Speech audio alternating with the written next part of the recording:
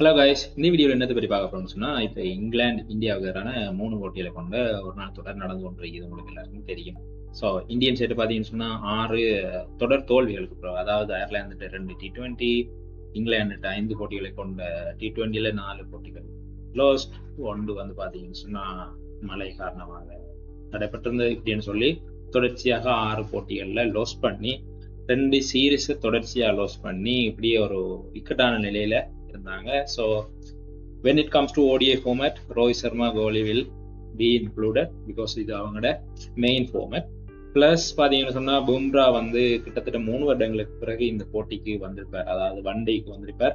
கடைசியாக ஆடினது பார்த்தீங்கன்னு சொன்னால் 2023 ஆஸ்திரேலியாவுக்கு எதிரான உலக கிண்ண இறுதி போட்டி. ஸோ பிறகு கிட்டத்தட்ட பார்த்தீங்கன்னு சொன்னால் 3 வருடங்களுக்கு பிறகு இப்படின்னு சொல்லி ஒரு நல்ல ஸ்குவாட், சிவம் டூபே ஸ்குவாடுக்குள்ள வந்திருந்தார், KL ராகுல் உள்ள, இப்படியான ஒரு நல்ல ஒரு அந்த பிரைம் ஸ்குவாட் இந்தியன் சைடு அப்படின்னு சொல்லலாம். இங்கிலாந்து சைடை பார்த்தீங்கன்னு சொன்னா இவங்கள்ட்ட test series loss against New Zealand, பிறகு பார்த்தீங்கன்னு சொன்னா Ben Stokes retirement, again test coach வந்து மெக்லம் ஸ்டெப் டவுன் ஆகியிருப்பார். இப்படியான நிறைய சம்பவங்கள்.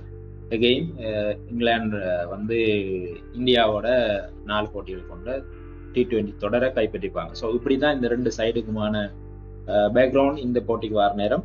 ஸோ இந்தியன் சைட் பார்த்தீங்கன்னு சொன்னால் இந்திய ரசிகர்களுக்கு கட்டாயம் ஒரு சீரீஸ் தொடர் ப்ளஸ் போட்டியில் வின் பண்ணுறது கட்டாயம் இருந்துச்சு. அந்த எதிர்பார்ப்போடு தான் இந்த ஸ்குவாட் ஆரம்பமானது இந்த சீரீஸ். ஸோ முதல் போட்டியில் ஆஸ் யூஸ்வல் அப்படின்றத தாண்டி பெரிய ஒரு பிக் ரன் சேஸ் அப்படின்னு சொல்லலாது. அகெயின் 250 தான் டார்கெட், 250 plus தான் டார்கெட். ஸோ நிதானம் கலந்த ஆட்டம். So again man of the match Akshar Patel. So 4 wicket haul plus 50 plus runs அப்படின்னு சொல்லி நல்ல ஒரு சகல ஆட்டத்தால் இந்தியன் சைடு வின் பண்ணியிருப்பாங்க. 2வது போட்டியில் டாஸ் வின் பண்ணின இங்கிலாந்து இந்தியாவை முதல்ல தோல்படுத்தாட சொல்கிறாங்க. ஸோ இவங்க வந்து பார்த்தீங்கன்னு சொன்னால் சுப்மன் கில் அவ்வளவு பெரிய பிரகாசம் இல்லை 2வது போட்டியில். ஸோ ரோஹித் சர்மா கோலிக்குரிய கம்போ கொஞ்ச நேரம் இருந்து ஆடினாங்க. அகெயின் ரோஹித் சர்மாவோட form still in question mark அப்படின்னு சொல்லலாம்.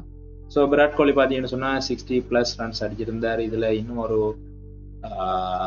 ரெக்கார்டு நெருங்குது அப்படின்னு சொல்லக்கூடியது என்ன சொன்னால் 134 plus 50 plus ஸ்கோர்ஸ் இன் ODI ஃபார்மேட் அப்படின்னு சொல்லி 1 behind சச்சின் டெண்டுல்கர்ஸ் ரெக்கார்டு அப்படின்னு சொல்லக்கூடிய மாதிரி ஒரு ரெக்கார்டு இருக்குது. நெக்ஸ்ட் மேட்ச்ல விராட் கோலிக்கு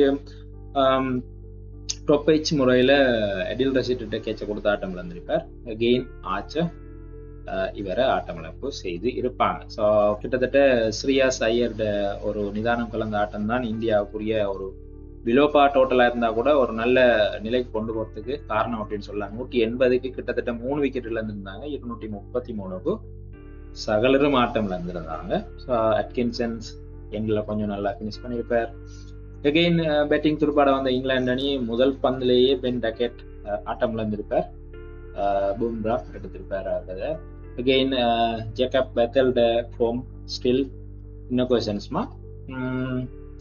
பிறகு பார்த்தீங்கன்னு சொன்னால் the man behind England's most victories அப்படின்னு சொல்லக்கூடிய த ரன் மிஷின் ஃபார் இங்கிலாந்து ஜோ ரூட் இந்த மேட்ச்லையும் ஒரு நிதானமான ஸ்ட்ரைக் ரொட்டேஷன்ஸ் பிளஸ் நல்ல அந்த